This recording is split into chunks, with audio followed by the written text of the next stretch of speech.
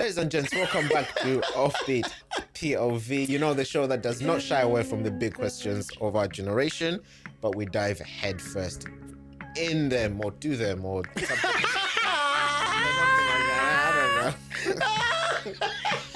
I don't know. This is exactly what happened that night.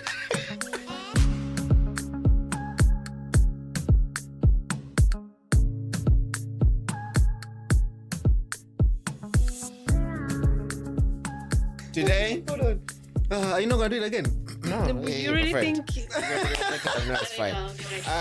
Today we're going to be talking about quotes and all things quotes, and it's an interesting discussion. I'm interested to dive into this because, you know, we could all technically be described as being cult survivors or actually having come from a cult. Yeah.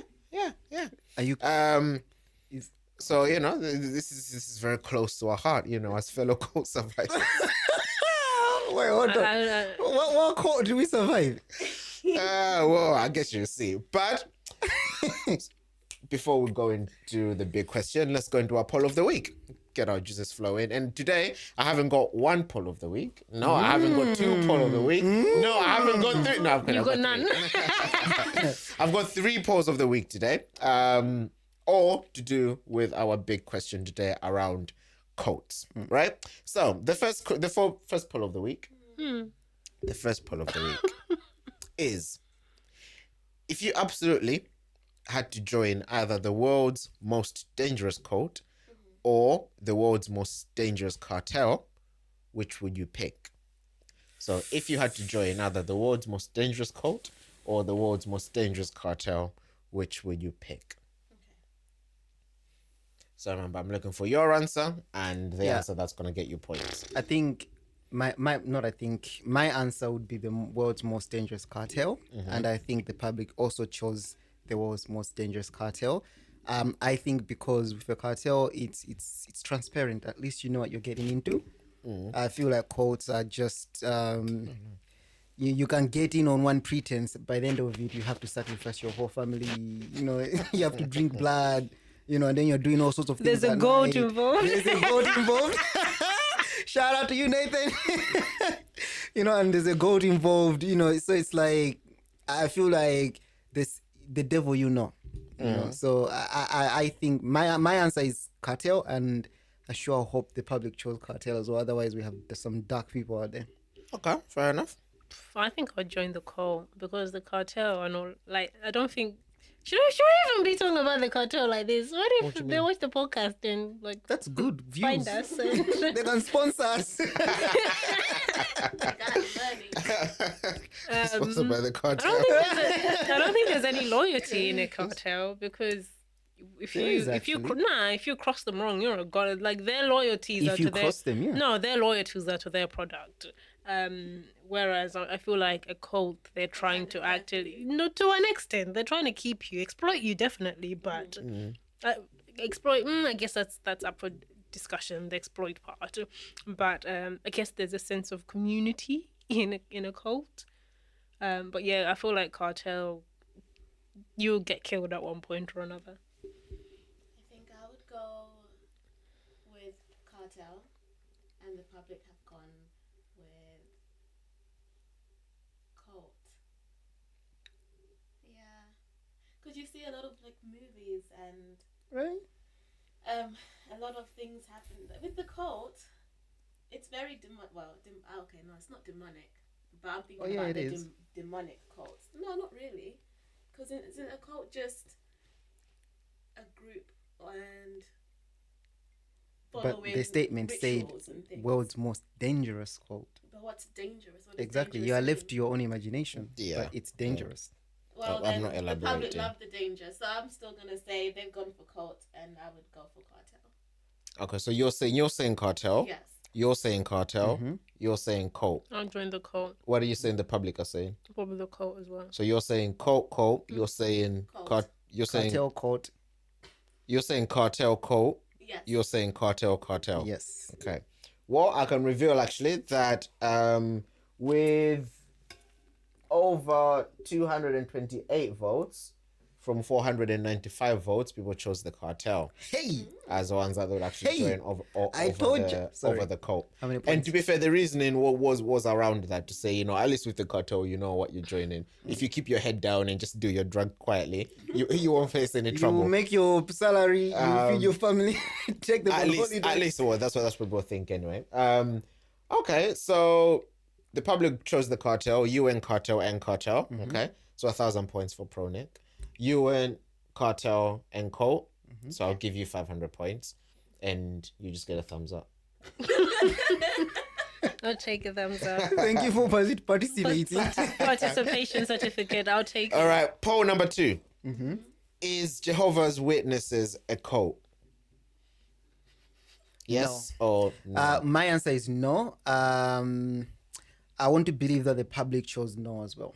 As annoying as they are, I think people do actually believe that they are a religious group trying to spread the word. I don't think anyone actually views them in that negative light to actually say they're a cult. So no for me and no for the public. Okay. I would say people don't know what the definition of cult is, and therefore the public would have probably said yes, they are a cult. What do you think? I think if you were to describe it as a cult, you wouldn't be wrong, based on the definition of what a cult actually is. Okay. It's poll of the week. Is Jehovah's Witnesses a cult? Yes or no? To me? Yes.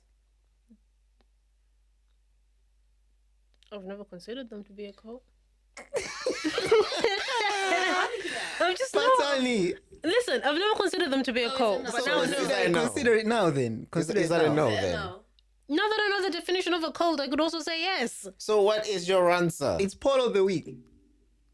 Yes. Okay. Okay. So you're saying yes, and you're saying the public are saying yes. Yes. Yes. Okay. Jesus. I would say no, and I would say public said no. Okay. Okay. Same as me then. Okay. No. Yes. Okay. Fair enough. Well, I can reveal that from the poll that was given to the public, the majority said yes. Right. Consider Jehovah's Witnesses as a cult. All right. The majority. The bar subtract 500 points for her because she's doing this to her eyebrows. Okay, doggy. So for Sunny, that's cult-like. 1,000 points for you. Yeah, 1,000 points for you. And you too. Thumbs up. Yes, yeah, and we'll actually double back on that a bit later on. But last but not least, last poll of the week. If your family member was trapped in a cult, would you try to help them escape? Yes? No? And this one actually gives a maybe Listen, answer as well. how did you find yourself there in the first place? And why is it now my responsibility to get you out? Well, it's not. That's what they're asking. They're saying, would you? You can say no. I think the public went yes, and I would say yes as well.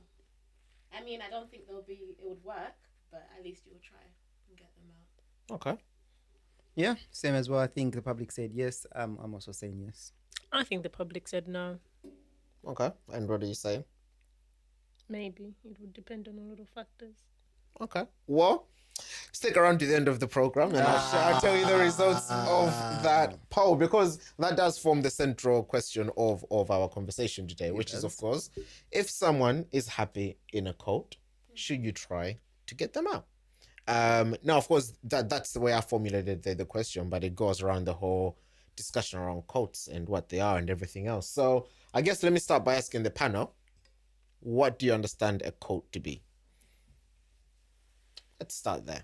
It's a group of people that come together with a shared belief in something or someone.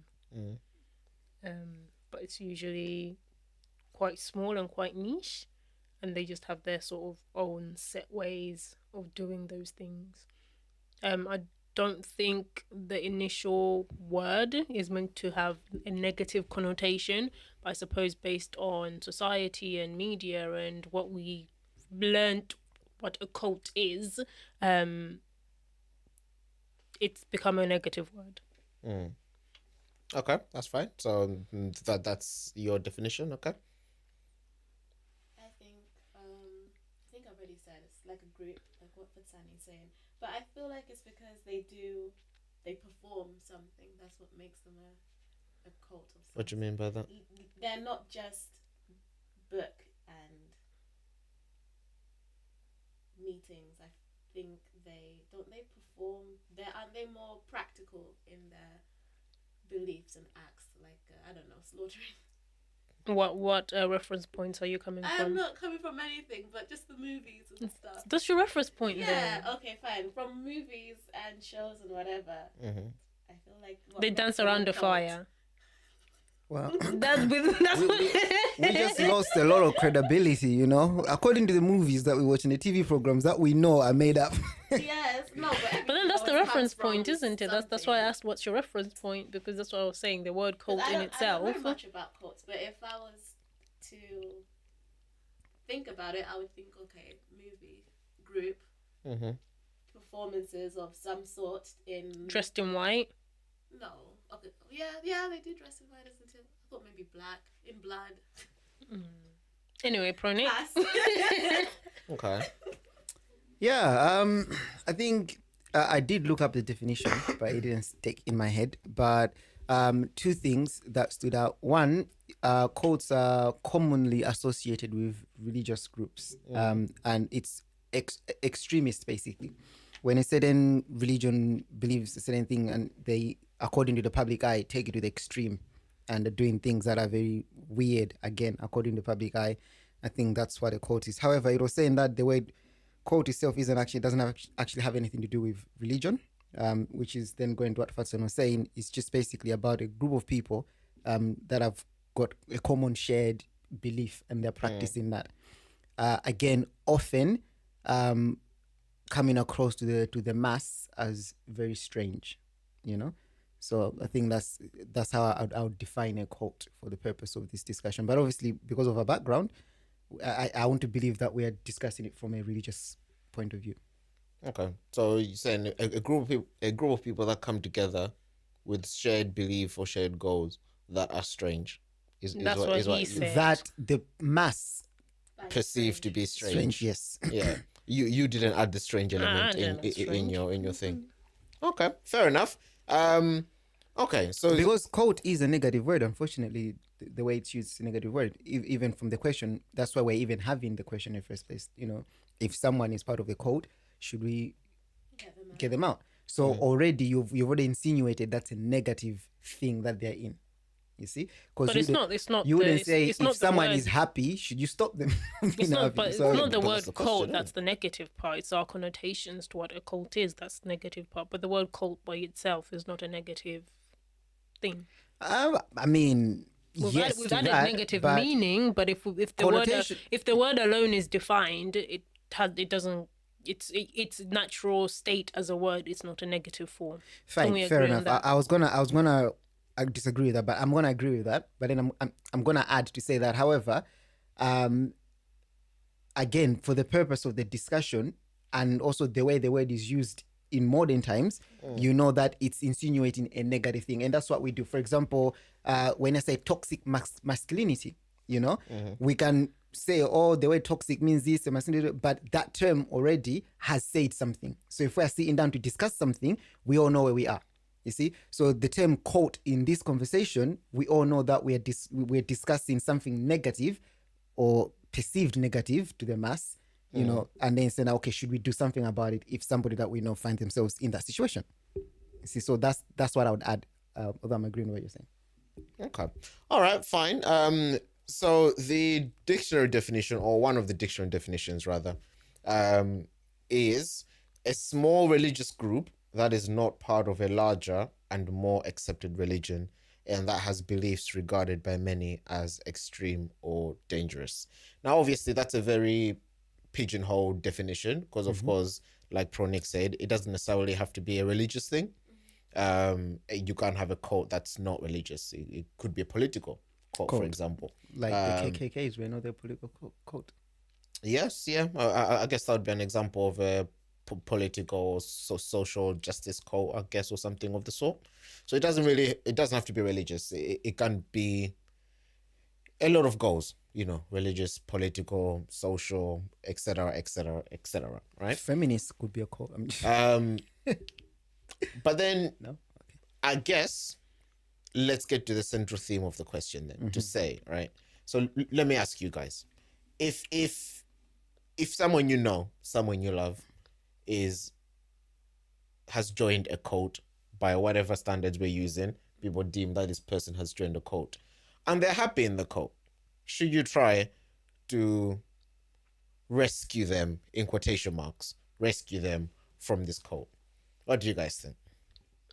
I think it's a two-pronged question, because it's almost an oxymoron, happy in a cult, in the sense that if you understand how cults work, and especially like recruitment and stuff like that, there's always an element of grooming and exploitation to some extent. I'm not saying in every single case, but that's, if we go to a stereotypical cult, that's the tactics: grooming, some form of exploitation to get you where they need you into the cult. So can somebody be happy in that state? I don't know if it's genuine happiness or artificially made happiness. But does it not just feel happy? I guess, isn't that the distinction that the outsiders make? To say, oh no, you feel happy, but you're actually manipulated. But if someone is saying I'm happy, the question would be redundant. Then there would be nothing to discuss, because if we're going by somebody saying they're happy, and therefore that's what they are, then there's no point going to get them out of the cult. But we're discussing. You added the word happy purposely into that question because of what it implies for a cult. What does it imply for a cult? We struggle to believe that people inside cults are happy, even if they are telling you that they're happy. Well, let me take a position that no, people can't be happy in a cult. Yeah, that's fine. Then leave them in. If they are happy, if some people are happy in the cult, then leave them in there. But we're having... Why wasn't your question, if somebody is in a cult, should we be getting them out? Why did you add the word happy? Because, well, it drives a certain conversation, I guess, because you can say, you know what, I'm trying to get my sister out of that cult because she's miserable. Ever since she's joined it, she's been sad, she hasn't left the house, she's depressed, whatever. I need to get my sister out of that cult. And not a lot of people would bat an eyelid about that. They'd be like, yeah, you know what, that's fine. She's joined the cult and her life has taken a turn for the worse. Get her out. But then if someone has joined a cult and they're saying they're happy, and you look at them and they seem happy, then that's where the question is. Then should you try to get them out of that cult? If it's that person's genuine happiness, they look happy, they seem happy, then no, leave them in there. But then what about your initial point of your argument to say that actually they're being manipulated in that state? And we are being manipulated in one way or another. Argument can be made, but you have a good credit score. You should feel good about that. I have good credit score. I don't think that's manipulation. That's just having a good credit score. No, but that's them creating a certain narrative that makes you happy by obeying their rules. So, okay, I made it in a joking way. Are you happy if you don't have a good credit score? No, slow down. Think about it for a sec. It seems but that's what actually happens. Okay, so when you talk about people like controlling you and things like that, someone has created a certain narrative and explained to you the rules of the narrative. So it's like, okay, if you are in this world, if you are performing like this, you are happy, you're doing well. So if we are in that, we're doing that, we will feel a certain type of way about it. Essentially, that's what happens in cults. Because they tell you certain things and you go in them and it makes you feel a certain way, makes you feel happy. Instead of, now, it could be so you're saying NatWest is a cult? No, I use that as an example. Yeah, I use that as an example that is, in essence, it's everywhere in the world. Yeah. So in this cult, they'll tell you that, they could give you maybe the most ridiculous examples. Like I remember once a long time ago, a certain pastor, I'm not saying this was a cult, but I think we also in SA, a certain pastor managed to get his congregation to be eating grass. Now they didn't just get to the eating the grass. He told them something. They were doing something. They were achieving something. You see, so that brought happiness to them because in the narrative that the pastor created, they were doing something that was good for them or obeying God or whatever it is. So that's the example I was trying to bring in to just add to the complex. What point are you making to the point I was making? No, I was just adding to what was being discussed here about taking someone out of the cult. So essentially, you can't be happy in that cult because you are obeying the rules that have been set, basically. So you can be like, yeah, I'm actually happy, because the world that has been created by the cult master, you are thriving in that world. You see? So you can actually say that actually, yeah, this person is happy, Now, isn't that the point I was driving to say? That's what I started with, to say it's a two-pronged question, because the word happy in itself needs to be picked apart in the context of talking about a cult. I wouldn't pick it apart. I would. Okay, you finish what you want to say. I think I would approach. You have just picked it apart already, because you're saying that the word happy, when you're in the context of a cult, cannot just be used in its simplest term. You are happy. You've already explained that somebody has created an environment to make you feel that, whether it's euphoria or delirium, to make you feel those things based on the things that they've put together. So that if I just said to somebody, I'm happy, they're not necessarily going to think, oh, what is it to this happiness? Is it real happiness? Is it fake happiness? That's why when it's cult and happiness, we're having this discussion. Yeah. So, 100%. So what I was trying to drive at there is that what I'll be addressing is that environment that has been created, that world that has been created, that delusion that has been created. I feel like we're saying the same thing, so I don't know why we're going back and forth. Because you're saying what I'm saying, and I'm saying you're saying what I'm saying. But I don't think you think we're saying the same thing. I don't. I don't know what's happened there. I mean, I just jumped in with a point, as the discussions progressed. So I jumped. No, but your point was challenging my point. That's why I was confused, because when you started your point and finished it, I was like, but that's the point I'm making. All right, let me backtrack. Your point. Let me backtrack and challenge your point one more time then. So, because Fasani, you're saying that if someone is happy, then there's no conversation to be had. Leave them alone. No, because you gave me an example of genuine happiness. So I'm saying if somebody is genuinely happy, then leave them alone. Okay. Because that's the example you've added the term genuine, right? How are we assessing that? No, but all we're assessing is whether someone is happy or not. That's what you gave me. So I was commenting. No, so I said someone is in a cult.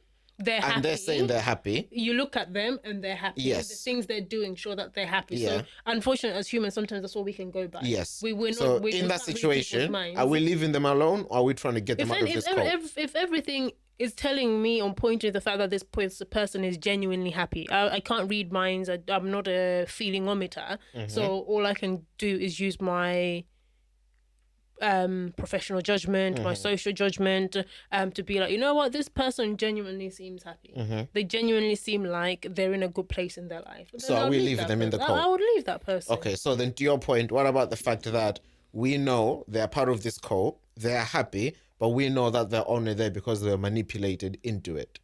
Are we ignoring that and just saying, oh, they seem happy, let's leave them? I would have the conversation with the person, and if they're still happy to continue, they're happy to continue. Like Pronik says, isn't there an element of manipulation into most things? You want to say to people what they want to hear. You want to meet their needs in order to get them where you want to be. Because even like, for example, Christianity, let's say we want to get more people into the church, whether we like it or not, there is always an element of manipulation. You go hand out your tracts. Oh, we do a food drive. Do you want to come and grab some food? When somebody comes to get their food, oh, here's a steps to Christ. Okay. All right, fine. So I don't know if I'm understanding you correctly. Yeah. So let's assume the gender cult. And I think you made the point about the fact that cults often use manipulation to get you involved anyway. So someone has been manipulated to join a cult.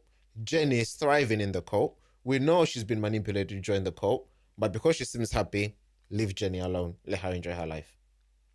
As long as I've had the conversation with her and she appears to be making an informed choice. But then what conversation are you having with her? So your answer is no then. Because if you're having a conversation with her, you're not leaving her. Yeah. And what conversation the conversation is, am I getting her out of the cult? Trying to get her out, rescue her. So before I even try to rescue somebody, I'm going to understand what's going on for them. I'm not just going to try and rescue you before we've had a conversation of Wagwan. Unless it's really, really dire and I can see what I can clearly see that you're in danger or anything or something like that. It's a bit difficult to just pull a grown adult out of something before having a conversation. That's not how I would want to be treated. Yeah, fair enough. Before you guys, fair enough. But okay, just before we move on to the other two. So you said you'd have a conversation with Jenny. What conversation are you having with Jenny? The conversation I'm having with Jenny is, tell me about this thing that you've joined. What is it all about? Which elements of you does it agree with? Are you happy with the decision that you've made? Okay. Or do you have any concerns? And if I had any concerns, I'd say these are my concerns. Do you have any questions, or do you have any answers to my concerns, or can you at least, just the same way when people are getting into a relationship, you might have a conversation like, your new partner, these are my worries, yada yada yada, that kind of conversation. This is what I have observed. So for example, if I'm having this conversation because I'm worried about Jenny, I'd be like, you know what, since you've joined this cult, I've noted you seem very, very depressed. No, but that's not the situation we're talking about. I'm giving an example. Okay, give an example in the scenario I've said. Which one? So deal with that. Jenny's in a cult. Jenny is happy. I don't know why I'm giving the example. My whole premises was lying on the fact that I would also raise my concerns in the discussion. Okay, so in other words, I think that the discussion is interesting because, like Chin pointed out, if someone joined the cult and they were showing signs of depression, anxiety, they're not happy anymore, they're being oppressed, it's a no-brainer to anybody. Everywhere, Buddhist, Muslim, pull them out. Then my question would be, I've noted since you've joined the cult, you seem extremely happy. What is it about the cult that's making you feel that way? Okay, and then they give you an answer. Well, it depends what the answer is. Oh, it's just I found my purpose in life. Okay, what is that purpose? To serve people and to be served. Okay, so how are you achieving that? By serving my brothers and sisters in the cult. How? Just whatever is required. If I'm taking care of someone, if I'm feeding them, if I'm cooking, if I'm gardening, whatever that code is. We wash each other's feet. Now I'm trying to make up a code in my head, right? But yeah, we wash each other's feet, and then we have this whatever thing, the practice of dry that code bread, is. and then we drink this little wine thing. Yeah, so they explain all that to you. And that thing is called communion, and it's really nice. That's fine. And if I had to challenge anything in that, I would just say, for example, let's say Jenny was a die-hard feminist, I would say, but from as long as I've known you and your feminism, you don't succumb to men being above you. Like, how does that marry with this new cult you've joined? And Jenny's like, oh, you know what? I was so wrong about that. You know, I've come to my senses. I was so wrong about that. Okay, now I understand. What theology or what thingies have made you change that? Listen, you get converted in this call. You're asking questions. By the end of it, you're like, you know what, Jenny, that makes a lot of sense. Right. When are your meetings? No, but if I'm trying to pull someone out of something, then I do need to be thorough in my questions. There's no point going to somebody and saying, and I think that's the problem with us humans sometimes. We'll go to somebody and say, oh, you're part of a cult, get out. Have you even tried? Now I'm on the defense because you haven't even tried to understand what it is that I'm a part of. You know, and so therefore you're not coming from an informed position anyway. So already my back is up because you've shown no interest in me. That's far. All you've done is come and judge something I'm a part of. That's how it will come across to me. That's fair. That's a fair argument. That's a fair argument. What do you guys think? I had it like a very tough time thinking about this question, not gonna lie to you. Like, from what angle would I approach it? What would I say? Because I could have made arguments for both, right? The reason why I could have made arguments for both is because of the last thing that Fatin has just said, right? Now, I agree 100%. Unfortunately, if we are talking about man to man, you and me, yeah, just because you think something that I'm doing doesn't make sense, you don't agree with it, you know, it's not the way to live, doesn't mean that you're right. What are you basing that on? Who are you to tell me that how I've decided to live my life is wrong? To tell me that this religious code I've believed is wrong? It's like, if we, and this was a problem with the Western world, I feel like when they were expanding, they will go find, you know, a tribe in the far place of the world somewhere, find them for years and years. They've been worshipping an ancestral spirit or something like that, and they've been thriving. They've been happy. Children are growing up well, and then you're like, you want to apply all these science to them. Oh no, that doesn't make sense. Oh, this. It's like, who are you? That's how they live their life. You know, it's like they're okay to live like that. You can live how you want to be. Can someone not know better? And that's the thing. I think someone can know better, yes. But then as long as it's you and your thoughts, what are you judging that knowing better by? Does that make sense? It will still always remain man versus man. And in that situation, I would agree with us 100%. Sometimes you cannot understand something, you cannot agree with something, you can think it's manipulation, you can think it's all that, but you're just gonna have to respect it if you're talking like that. So my answer is, if someone was in a cult and they were genuinely happy, would you try to rescue them? And my answer would be yes, I'll try to rescue them. And that's why I was saying that, one, because we've already determined the word cult, we already know what we're talking about. It's not a good thing. Two, the reason why it's a strong yes is because I think, for me, this is a religion discussion, right? This is a belief discussion. So I'm not the authority, God is the authority. So it's almost like it's almost like now fighting against idols and so on and so forth. You can approach it like that. Yeah. So you are coming with the authority of God, with the knowledge of the Bible. That's how you assess that. Yeah. So you can ask all the questions and all that, but ultimately it's like, you know what? This thing is not right. According to who is always the question that's always going to be asked. Let me throw a spanner in the works, because I've got a problem with saying just already because we've used the word cult, it's a bad thing. I would say, when the study group was an actual study group, somebody could have looked at that and said that's a cult. Fair enough. Based on the definition of a cult, fair enough. Somebody could have, I don't think that would have been wrong if they said that's a religious cult. Fair enough. So now, would you say what you've done that there, was a negative thing? What you've done there, you've taken an actual situation that we know, and then what you've said is that people looking inside are assuming it's a cult. Yeah, that's different, because the question has set a scenario.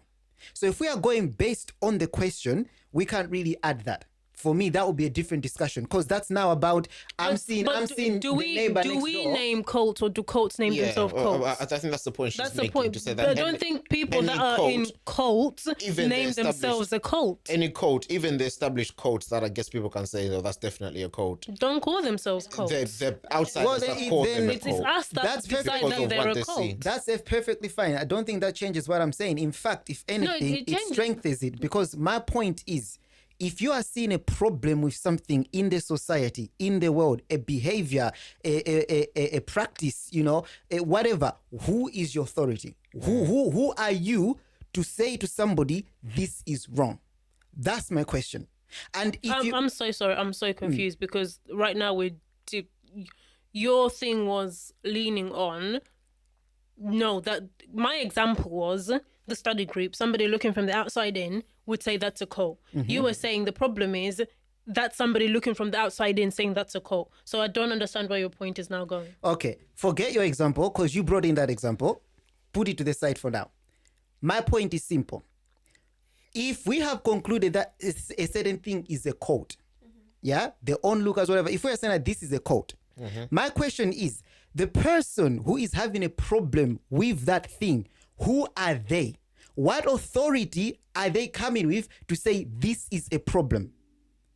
You and your husband in this house have got a certain practice, right? There's me in my house there or whatever, we got a certain practice. We're going to have this one come into this house. She's coming to your house. She's like, no, this is wrong. You guys are not supposed to do this. He's in the living room watching TV. No, you shouldn't be watching. Why is she saying that? What is giving her the right to say that? Because she's observing what's happening and she's deeming the things harmful. But harmful according to, because the people in the house are in harmony. The people in the house are happy. You see? So it's like, and then you go to my house, we do nothing like in this house. I do something completely different. You see? So she's now gonna come in that house. No, this is not okay. Why is she saying that? Do you understand what I'm trying to say? So that's I get what you're saying as an independent point, but I'm not linking it to what's being said thus far. Carry on what you're saying. Okay, so what I'm saying, I'm trying as my level best to stay to the topic. Yeah. So what I'm saying, simply put, if someone is in a cult, would you try to rescue them? And my answer is yes, I'll try to rescue them, because I'm deeming that as a cult or as a bad thing based on the authority of God. I'm not setting myself as the authority. So it's almost when the Bible says that test the spirit. How do you test? If someone is coming preaching in my name, how do you know this is someone sent from God? There's a reference point. That reference point is not me. It is the word of God. So that's how we're able to know that no, I'm not sure about this. But if I'm setting myself up as the authority, as the originator, then it's based on what I think. You see, it's based on me. If that's the case, I don't think anyone has the right to have a go at anybody. Let's all live our life the way we want. So in that case, let people be in what you think are quotes. It's fine. Because they could look at your life and then think, oh, that's also a quote. What you do is a quote. That's not good. You see what I mean? So when you take away the authority of God, that's why I'm saying I had an interesting train of thought. Because I wanted to establish in myself, oh, hold on.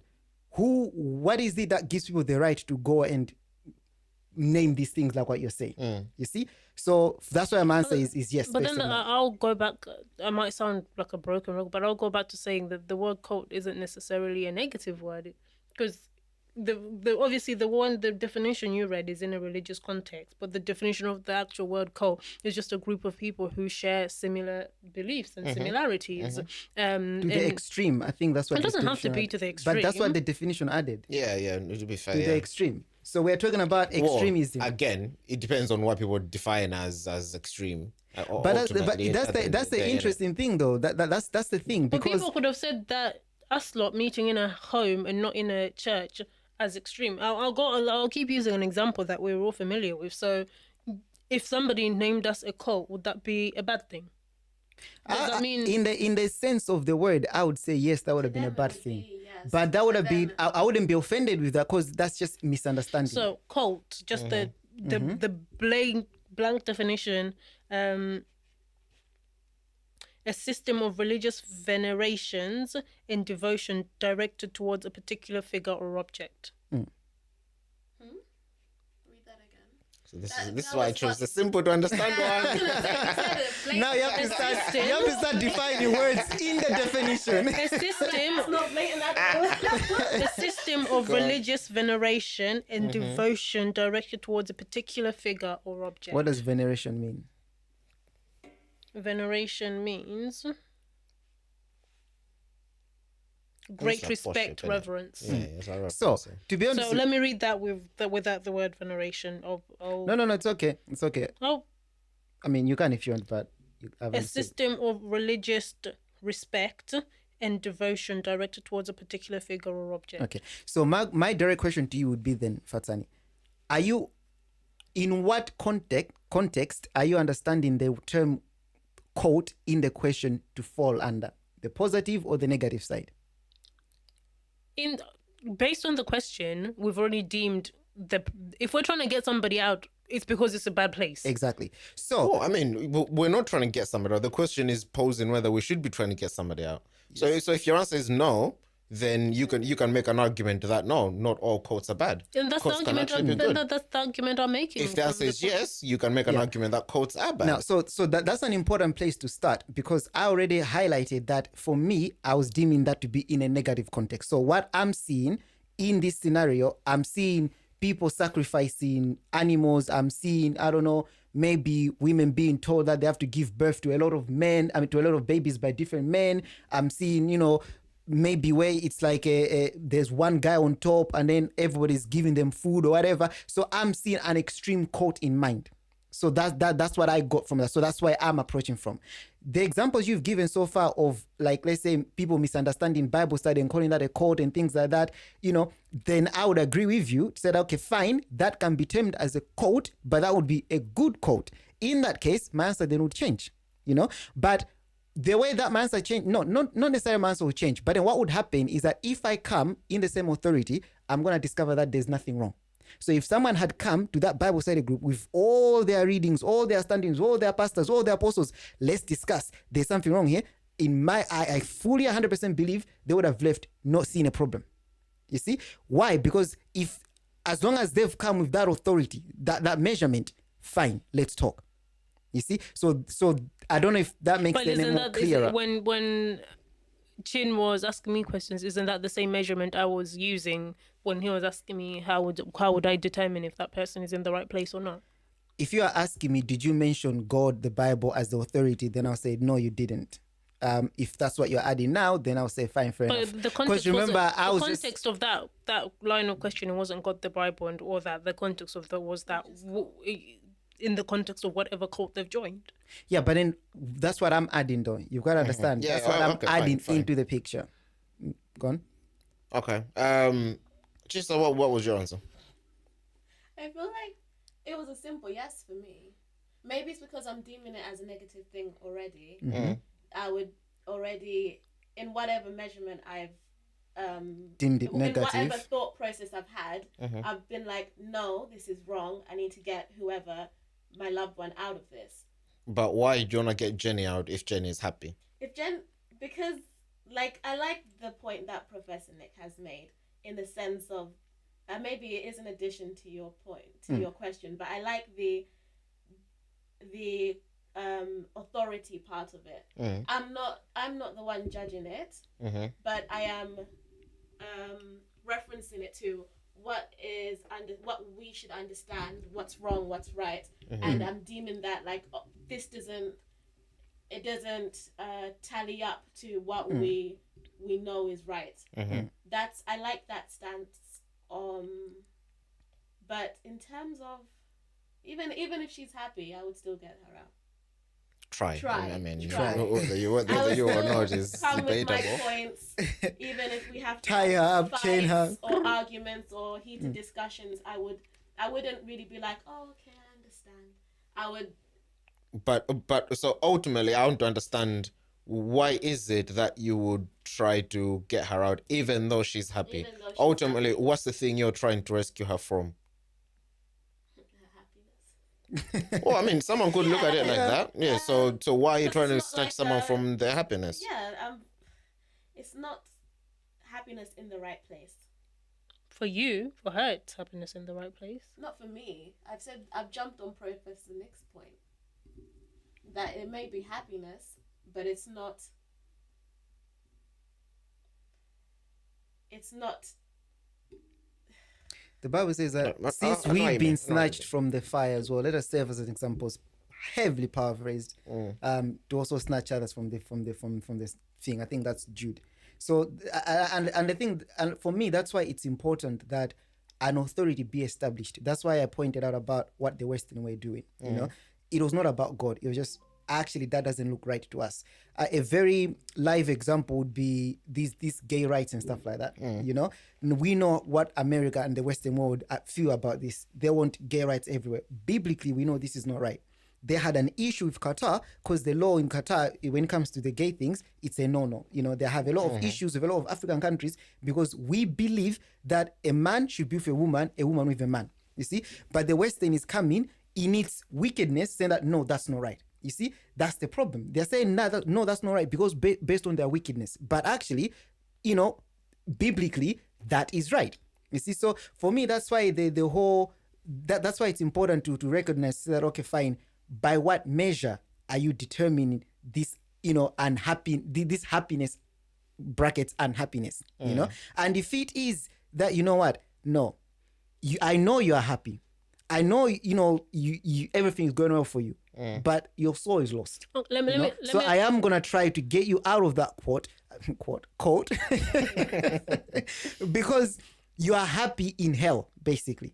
And if it's happiness in hell, what good is that happiness? So while you're still here, guys, just want to say a massive thank you for staying and for listening. Please like and subscribe, and we hope you're enjoying the conversation. Please put your thoughts in the comments because we would love to hear your views. I want to go. I'm actually surprised that none of you actually dwelled on the whole, I guess, psychological side of cults. You know, because one big argument against cults is that, yes, someone can be in a cult. Yes, someone can be happy. They can feel like everything is fine. But because they've been manipulated, which I think is the very first point you made, but you sort of bounced off it and went other avenues. Obviously, they've been manipulated. And as such, they're, in a sense, almost like mentally oppressed or mentally enslaved.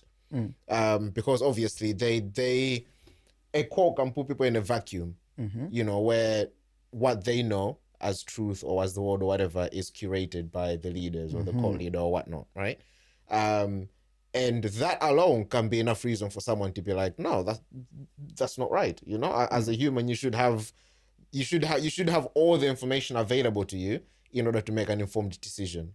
If you haven't got all that information, then you're mentally enslaved, you're oppressed or whatever, and therefore it is my right to come and vindicate you from that situation, or to rescue you from that situation. What do you think of that argument? It's fair, but if somebody wants to stay where they are, you can't force them out. No, we're talking about forcing. You can't force someone to do anything. I'm just talking about you actually attempting and trying to get someone out. And again, it would be the same. I guess maybe I'm very narrow-minded on the topic, but it would still be this for me the same line of conversation to say, have you considered A, B, C, D, and Z?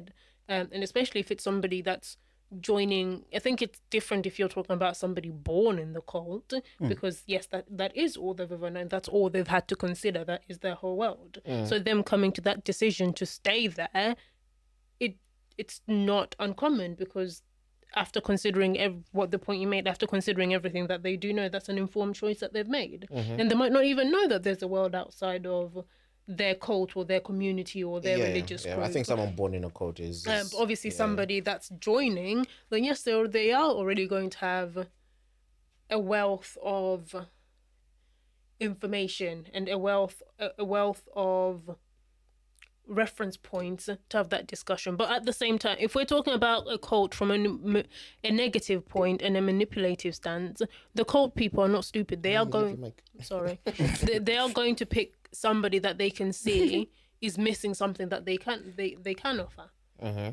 So yes, it is definitely a psychological thing to say, I've noted that person there's homeless, we can offer you shelter, we can offer you this, but the condition is to join the cult. They're going to do that. Because if you meet somebody's need... Okay, so I get what you're saying, but just going back to my question. So are you saying you wanting to, quote unquote, free someone mentally, is that good enough reason to try and get them out of a cult? It's a good enough reason to have a conversation. Okay. Whether they leave the cult or not, remains their decision.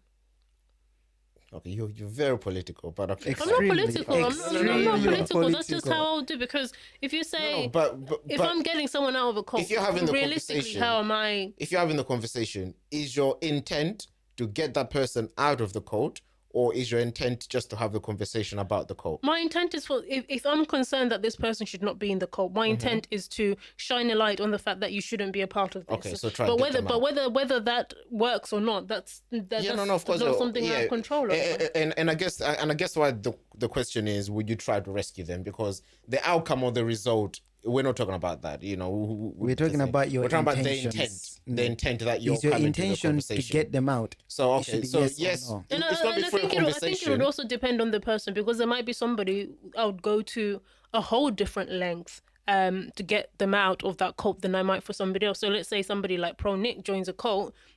I've got enough respect for his intelligence. Okay.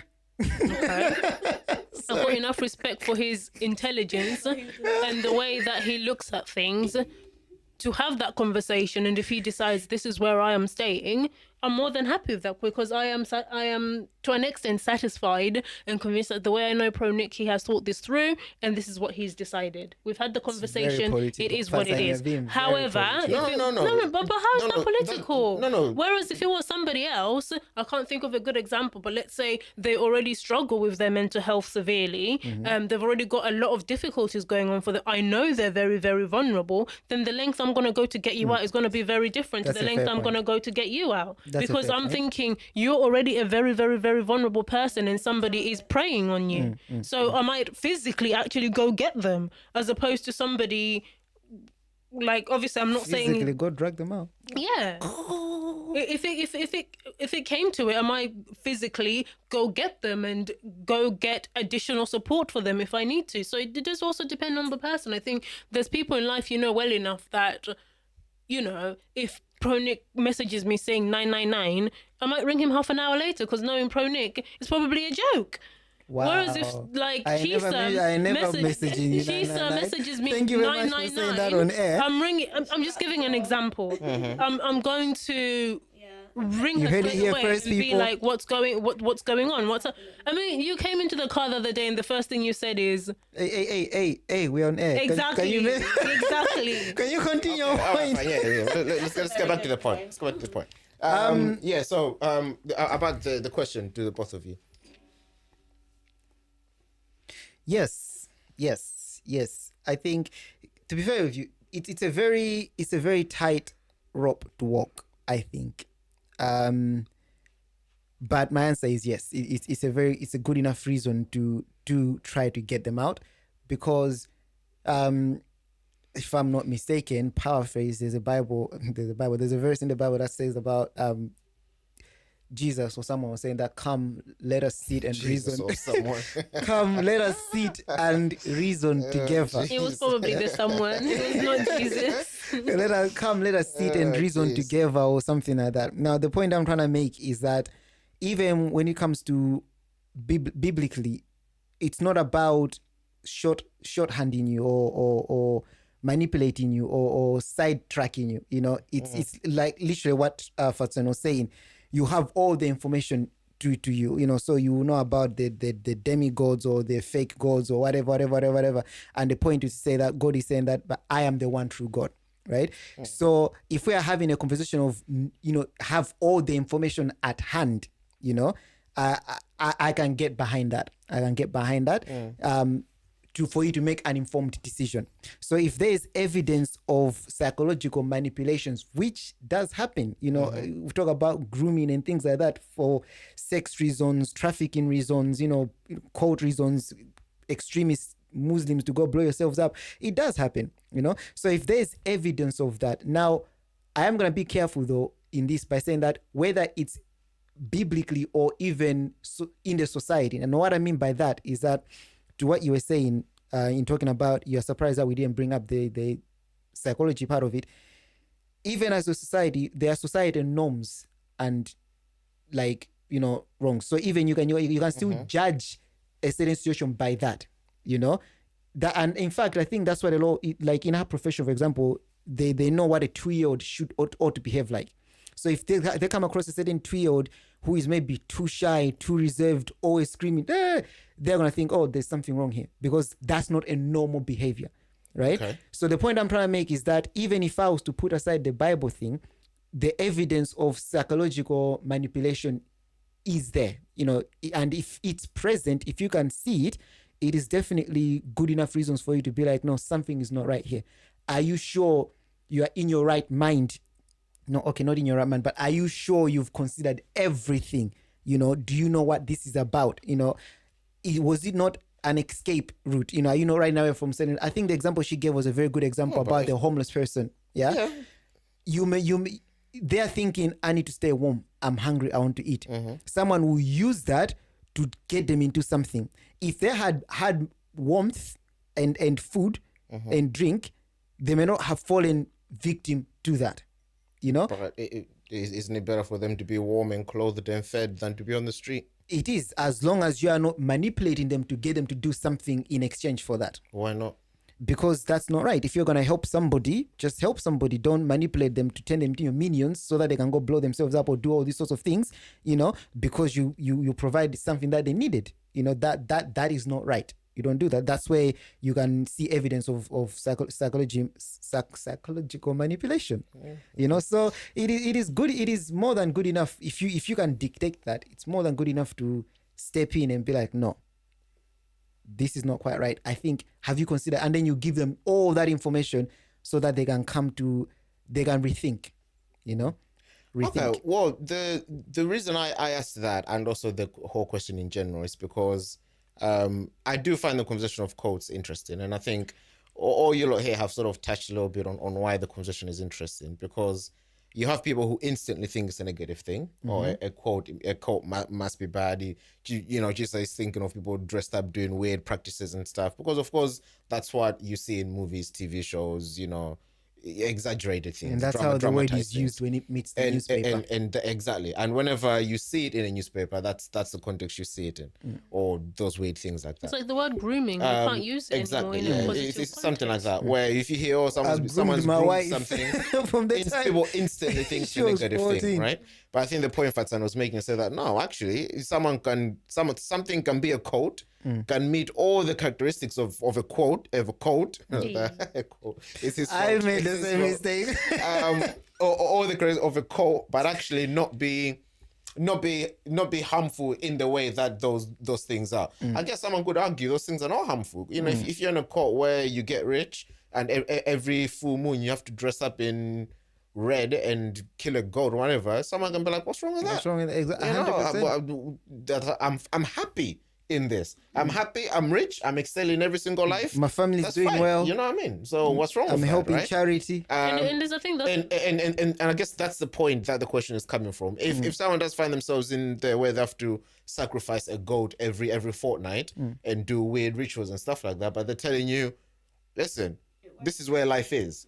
You know, professionally, I'm sorry. My kids are fine. My wife are fine. My house is paid for and everything else. It's like, would you really be in a position to be like, yeah, but Jeffrey, you kill a goat every 2 weeks.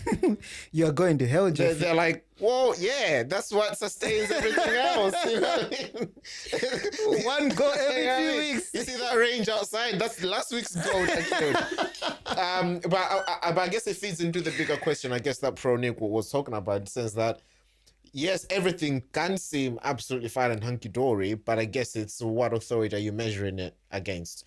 And I guess it's easier from believers, from a Christian perspective, where we can say, okay, fine, but does it meet the God check? Does it meet the biblical standard?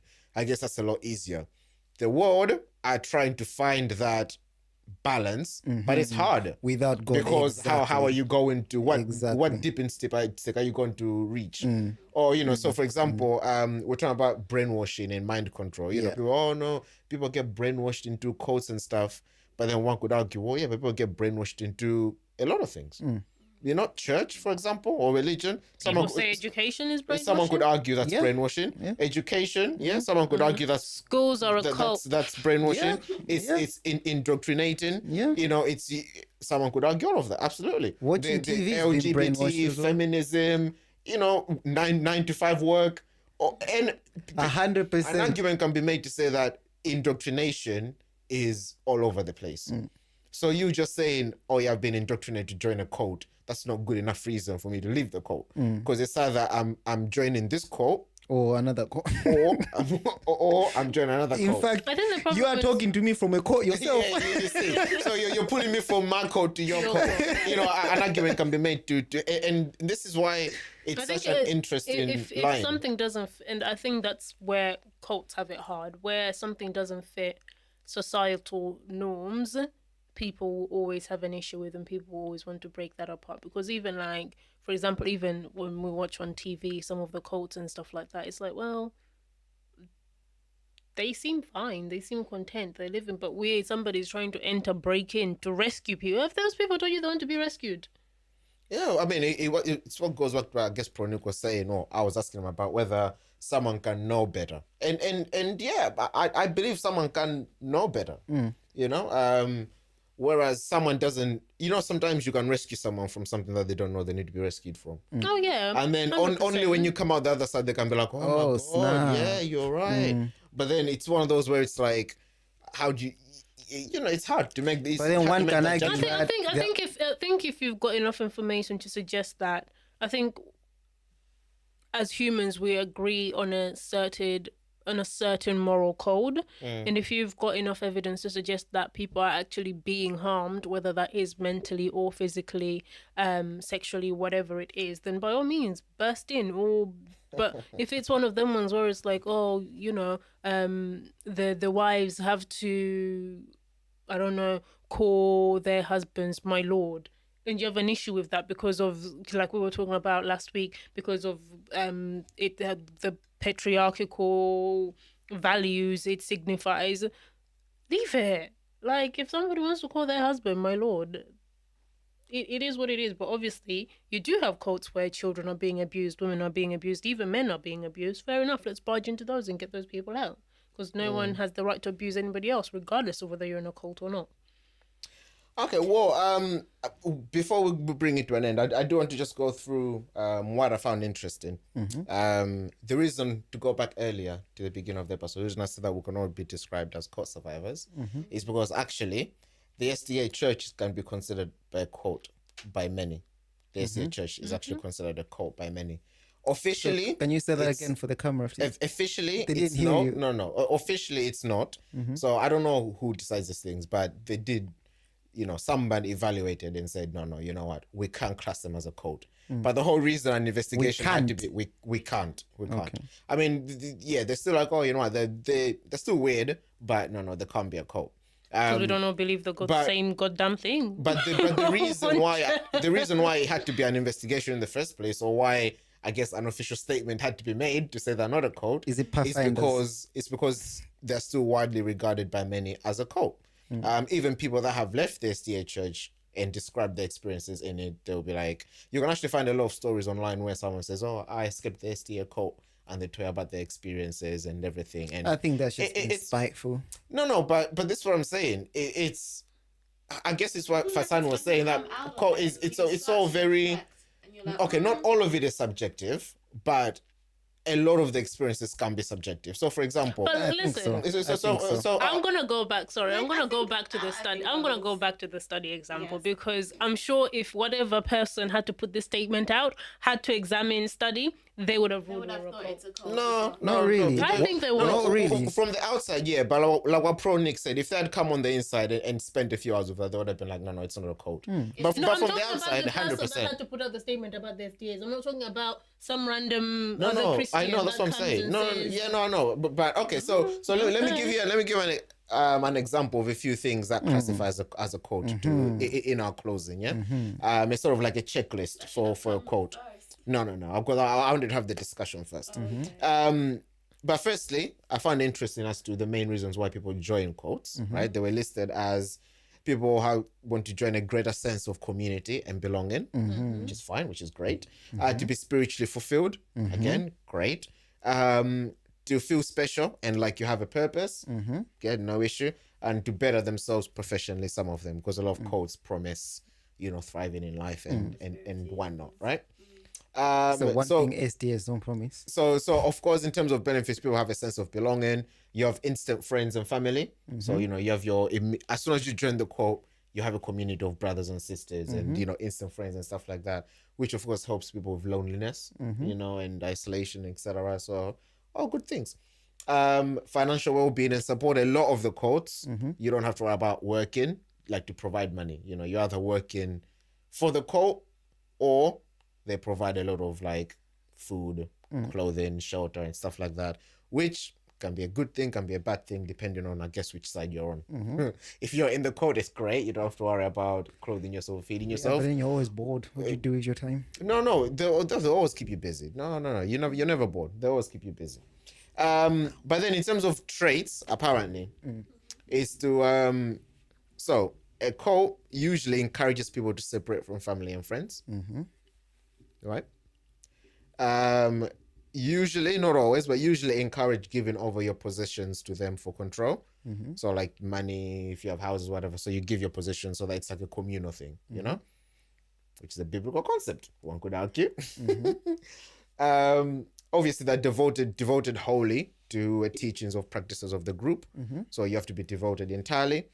Which means there's zero tolerance for criticism or questions or doubting, so you have to be part of the group and, part of the group. Usually there's a lot of fears about the outside world or the wider world or conspiracies. So it's usually stay in the code if you want to be safe, stay in the code if you want to be fulfilled, stay in the code. So the outside world is like the big bad wolf, in essence. So the code is where the safety and the utopia is. And of course, any former followers who have left or who are in the cult but left are always wrong, and there's never a good reason to leave the cult, right? So encourages people to separate from family and friends. One could say religion does that, or rather I should say, or it shouldn't. Does it not? I have come to divide mother, son, daughter, son. Okay, fine. You meant from that. Okay, fine. Okay, no. You said no, so I'm just giving you an example as to what someone could quote to say no, because it's about the believers, isn't it? So it's about, you're not going to heaven with your brother or your sister or whatever. You're going to heaven by yourself, find salvation by yourself, etc. So fair enough, one could argue, it does that. Giving over your possessions to them for control. Okay, maybe not entirely, but I guess if there was a biblical church practicing like the early church, that could be met. Because that's the system they had. Everything belonged to everybody. Yeah. Huh? But there isn't. Well, there are codes that act. What we have is tithe.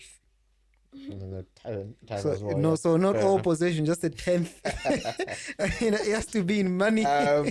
But yeah. So churches like the SDA Church, Jehovah's Witnesses, the Mormons, I forgot about all these religions can actually be classed as cults or have been classed as cults either previously or currently, or are in the process of being investigated, or keep an eye on them. Do you know the thing? And that's a problem. Who are they to say keep an eye on them? Anyway, go on. I mean, I guess it's what has happened historically with some of these quotes, isn't it? Where things have gone too far. But yes. Listen, ladies and gents, I am interested to hear what you guys think about quotes. I guess, are they inherently bad? Are they always bad? Or does it depend? It depends. Sorry, I know it's for the people. Can I just add one thing?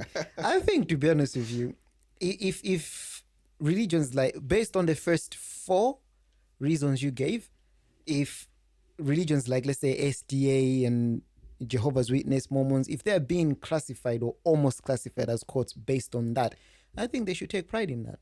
I think it's fine. The first 4 reasons are really good reasons. Who wouldn't want to live in a world like that? Great sense of community, family, friends everywhere, gets rid of loneliness, I don't know. Those were reasons why people join a cult. People join cults. Yeah, like that's any cult. Yeah, fair enough. But if these religions are providing that, that's a great thing. Yeah, but that's a great thing. Yeah, one could argue your community center provides that. No, they really don't. They don't care about you. When was the last time you went to the community center? Exactly. They don't care about me. Do I even know where it is? Like I said, one could argue. But okie dokie. So, going back to the last poll I gave you, who remembers what it was? I remember we all went, ooh. When you say I remember my answer was maybe. Your answer was maybe, yeah. So I think my answer was yes. I mean, it was the central question on today's thing, to say that if your family member was in a cult, would you try to rescue them? It was yes. Mine was yes. Maybe. Yours yes. You said yes, and you said maybe, which I guess were all the arguments you would make. But I can't reveal yes. The majority did say yes. The second most popular was maybe, and the smallest amount of group was no. I think the maybes were, like what Fatson was saying, the nuances into it. What kind of code is it and things like that. Yeah. The yeses did what we did with the question, which is assumed rightly so. It's a negative thing because it's not going to be in the news if it's not a negative thing, So it's just one of the things. Listen, mark my words though, there is a rise in cults happening. Because the world is becoming a lot more divided, so people have flock into communities to find answers. So there will be a rise in cults. So mark my words, in the next couple of years, there will be a lot of these discussions happening. Who wants to hazard a guess as to how many cults are in the UK? Who wants to what? Currently? Have a guess. Hazard a guess. As to how many cults are in the UK currently? 73. 13. 73? 50? 50? 5, I think. I don't 30 think it's a lot. codes. No, it can't be. The whole UK. The whole With the UK. definition. Scotland, Wales, England, Northern Ireland. Oh, okay. Yes. Just say the number. You know what I mean? What's wrong with you? I'm trying to realistically 13. It's not what you said. No, he says she said 73, 13. She said You 5. said 5. No. You started with 50. I started with 50. 50. Yeah. Okay. And there's about 2,000. Whoa! I was the closest, so I win. There's about 2,000 cults.